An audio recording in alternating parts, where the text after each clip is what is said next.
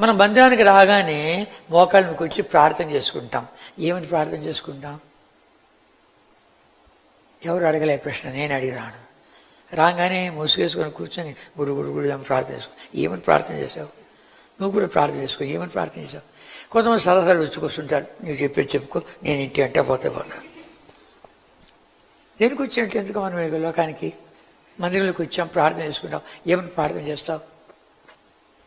నాతో మాట్లాడు ప్రభా, నా అక్కర ఇది, నాతో మాట్లాడు, నా అక్కర ఇలా ఉంది, నువ్వు నాతో మాట్లాడాలి అని చెప్పి అడిగితే నీ ఆశను చూసి ప్రభు మాట్లాడుతూ వస్తాడు.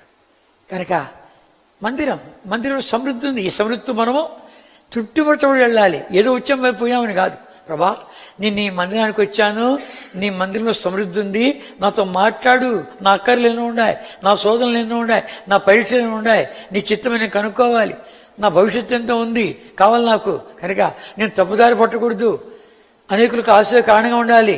ముందు నన్ను దీవించు, తర్వాత ఇతరులను అని చెప్పి ఎలా ఉండాలంటే మనము ఆశతో రావాలి.